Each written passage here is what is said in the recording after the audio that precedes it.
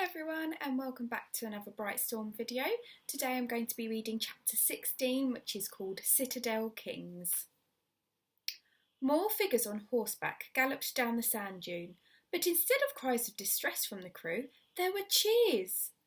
Arthur opened his eyes to see a grey-bearded man wearing a bell-shaped hat with a band of thick fur around the rim, staring down at him. "Be calm," the man said in Lontonian. "The way out is to pull your legs to the surface. Don't fight it. Control your breathing. Try to manoeuvre your chest forward." The man's voice was calming, and as Arthur followed what he was told, his legs eased upwards. "That's it. Keep going."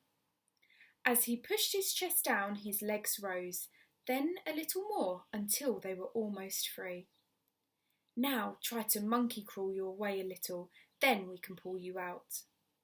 Soon arms grabbed him and he was back on firm ground, although the gloopy mixture clung to his clothes and his boots felt as heavy as lead.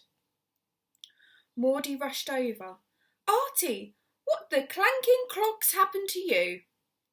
"I fell." He glared at the bandit from the quicksand who was being tied up. "King Tema, your timing is impeccable," Harriet called as she approached. The man who had helped Arthur gave a nod. Arthur's eyes widened. He'd been saved by a king. He was mesmerised by the elaborate gold embroidery of King Tema's rich red robes. Another man, dressed similarly, jumped from his horse. "King Batsorig," Harriet said. She clasped his hands and kissed him on both cheeks. "I've told you 100 times! Just call me Batsorig." He smiled. His smile was the warmest Arthur had seen, snuggled inside his grey pointed beard. Arthur and Maudie had never met a king, let alone two together. They stood there, not knowing whether to bow. "Timo is still so serious, I see," Harriet said to Batsorig, loud enough for the other king to hear, but with a grin on her face. Tema kissed her on each cheek.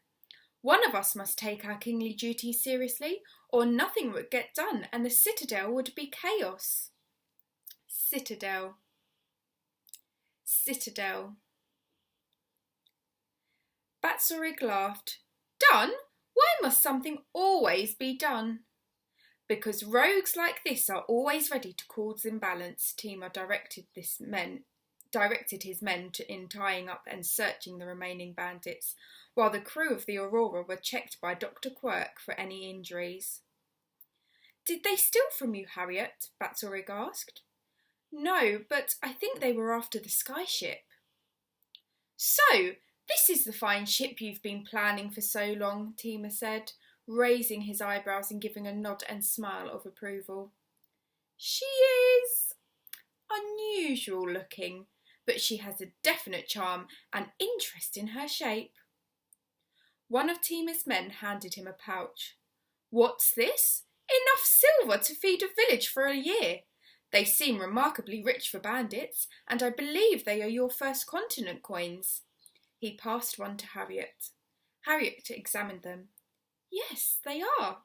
How strange." "Perhaps someone did not want you to proceed. Maybe their intention was personal," said Batsorig. Arthur looked at Maudie. Could it be the same person who tried to stop them reaching the Aurora in Luntown? Or could it be one of the other ships? "Come to the citadel. You will be quite safe there. We will question these crooks," said Tema. Harriet nodded. "Thank you. We were on our way there, of course." "Now we will see which is faster, your fine ship, the Aurora," Harriet said proudly. "The Aurora, or my beautiful Altan?" Batsorig laughed and mounted the horse beside him. Its coat was shiny as sweet chestnuts and its mane plaited with gold thread. It observed them with intelligent eyes. Batsorig whispered close to its ear and the horse neighed approvingly. Definitely sapient, Arthur thought. After washing Arthur in what little water they could spare, Maudie insisted on cleaning and polishing his arm to a high sheen, while the crew of the Aurora took off again, chasing King Batzorig and King Timur, who galloped across the diminishing sand dunes to where the green patches gave way to crop fields, and then a strange rocky formation rising above the plains. As they grew closer, Arthur saw it was a great city built on the rock. It was magnificent, as though its monumental structures of engraved walls, elegant rooftops and ornate columns had grown from the stone. As the Aurora descended, people rushed along the jetty. Harriet threw a rope towards them, and soon the ship was anchored and the gangplank lowered. The crew were greeted by crowds dressed in long robes and frocks of crimson red, sunrise gold, sapphire blue and the green of spring grass. Most people wore hats or headdresses that were heavily embroidered or trimmed with dangling beads. A smiling and pink-cheeked child ran towards Arthur, bearing a bright green scarf made of shiny material. She looped it around his neck and said something in the language Arthur did not understand, then giggled. Batzorig and Timur greeted them. "I do believe the power of 4 legs is still better than these machines," Batzorig laughed, although Arthur knew that Harriet had been going slower than she could have. "And you developed the water technology since we last met. There wasn't a trace of smoke in the air as you flew. Most remarkable, and, as pitch wasn't the only advanced supply list, we hoped it would be true," said Timur. "No need for pitch, and she flies like a dream. She's built from within my home. It was the best way to keep it a secret." "The perfect cover-up for prying eyes," Batzorig clapped his hands excitedly. "Indeed. If we could trouble you to refill our water while we're here." "Of course. The wells of the citadel are never dry." Batzorig gestured to a great fountain sparkling in the sun. Then they led the crew to a great stone hall carpeted by colourful rugs, with silver platters filled with exotic-looking fruits, colourful dishes of grain and vegetables, plump dumplings and rich sauces. The crew sat on the rugs and scooped the food into small dishes and ate with their hands. "So, your competitors didn't know your ship existed," said Timur to Harriet. "No, and a good job too. Other explorer families showed a great interest in the race to South Polaris, but each one dropped out as time went on, suddenly coming into more wealth or facing mysterious problems with their ships." "Bought off or sabotaged?" said Batzorig. "Sabotaged. Sabotaged." Harriet shrugged. "Who can say? Can we not persuade you to forget this challenge and stay here? We have everything you could ever want. Fine food, fresh springs, the best company. What is the point of always exploring anyway?" said Batzorig. "Indeed, it is a mystery to me," said Timur. Besides, there are reasonable reasons people do not live in Mosgazar, a sea that would swallow you for breakfast." Batzorig continued. "Storms that could eat you for dinner, biting cold, fearsome Bodalchona. You must be out of your minds." He laughed. "Mosgazar is what they call the third continent," Harriet said, seeing Arthur's confused expression. "The names we use are rather arrogant, putting ourselves first and letting everything else we discover in the wide fall in behind us." "And what's Bodalchona?" Arthur asked. Batzorig narrowed his eyes. "Legend says one of the largest creatures in the wide lives in the great frozen forests of Mosgazar. Enormous creatures as cunning as humans. You would call them," he looked to Timur for translation, "great wolves." Arthur's stomach clenched. Timur shook his head and affectionately put a finger to Batzorig's arm. "Hush, this talk is scaring them, Batzorig. Anyway, we need not travel to the ends of the earth to see the deadliest creatures in the world. They are all around us." "Very true," Harriet said. "It's all right, Harry. We've met enough of you mad explorers to know there's no talking you out of going," said Batzorig. Thank you. We do appreciate your kind offer, but we must fly on into the night if we are to keep on schedule. Well, everything is prepared for you, said Tima.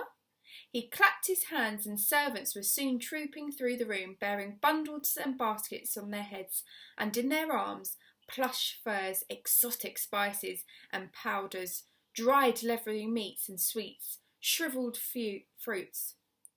Load the supplies on the sky ship, he ordered. Felicity wiggled her great feet from side to side, saying, "Bless my soul," repeatedly. "The things we shall cook, Arthur Brightstorm." "Brightstorm, you say?" Tima inquired fiercely. Arthur froze. Had they heard of what the Luntown papers had reported, even in this distant land? Felicity put a protective arm around him and Maudie. "Yes, these are Ernest Brightstorm's children," Harriet said, including Maudie too. Tima's frown melted into a warm smile, and both he and Batzorig laughed. "And siblings of the sun and moon. I see more clearly now you two are not covered in sand," Batzorig noted. "He means twins," Harriet said. "I call son," Maudie said, looking across and smiling widely at Arthur. "You met our father?" Arthur said. "Indeed. We last saw him on the way south many moon cycles ago, and once before as a younger man. What a force of warmth and kindness he was. A fine example of the best of the first continent," Tima said. "We were sorry to hear of his passing," Batzorig put his hand on to Maudie's cheek. "May I?" "Don't be afraid. He likes to think he can see the inner person. It's our second continent mysticism, you might say. Pay no mind to it," said Tima. "Yet he is remarkably accurate," Harriet nodded. Maudie smiled and Batzorig shut his eyes. "Ah, so much knowledge!" He gave an excited giggle. "And a great creator too. Oh yes, I see you will go far and push boundaries of technological discovery." He opened his eyes. "Such a brain! You are welcome in our citadel any time."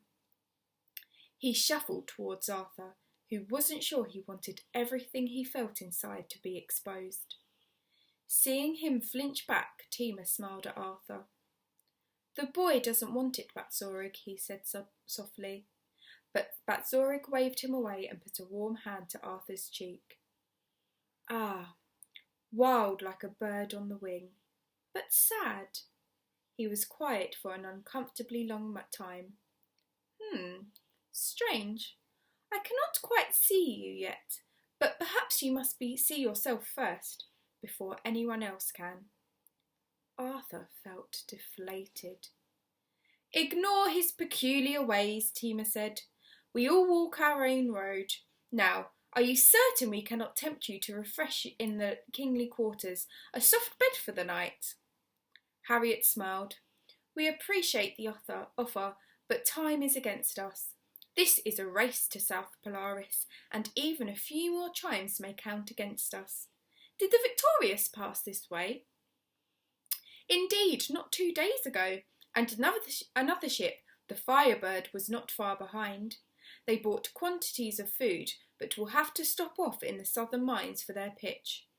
We have all but eradicated pitch from the city with the new water systems in place," Tima said proudly. Eradicated.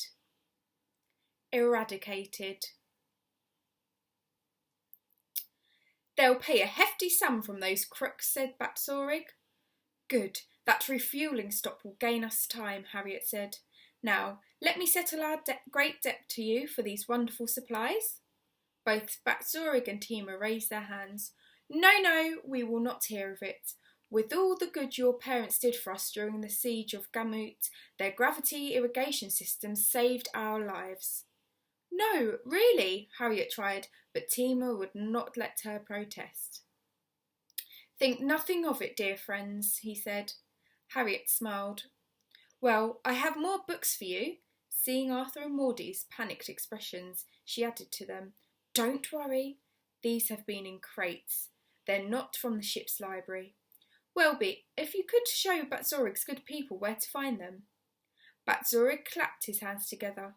How exciting! Books are the greatest gift. A guard approached Tima and spoke in his ear. Tima turned to Harriet. The bandits are giving nothing away. We don't have more answers for you this time, I'm afraid. Harriet nodded, then said her goodbyes. Be careful and make sure you win, for your good crew and for Ernest Brightstorm. Timor made a whirling gesture to the sky and closed his eyes in a moment of thought. Arthur and Maudie turned to leave the hall, but Batzorig stopped them. Before you go, you must tell me of your silver arm, Arthur. Maudie jumped in.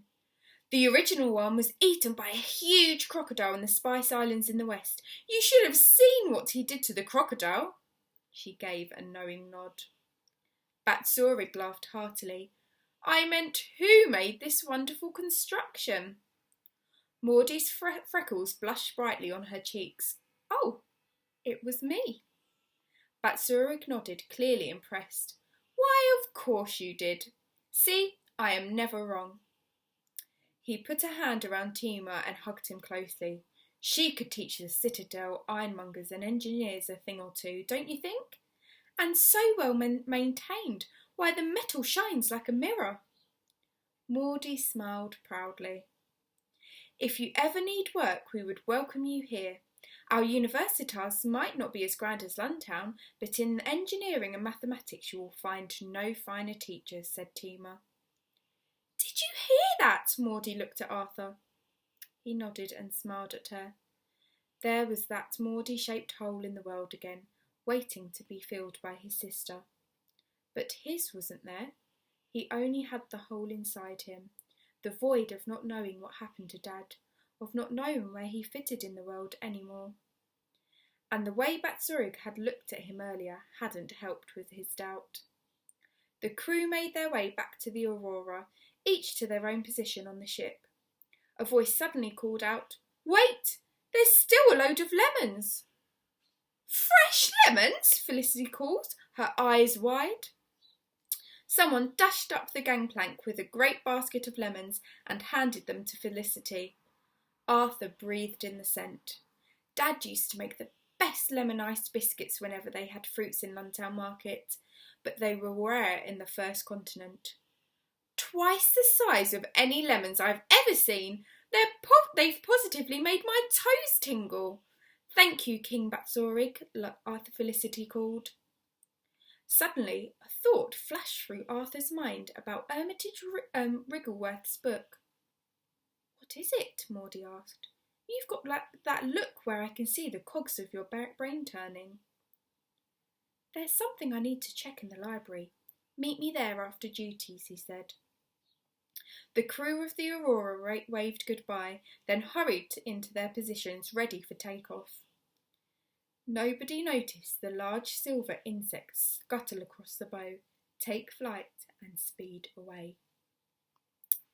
Thank you for listening to this chapter, and I'll see you soon for another one.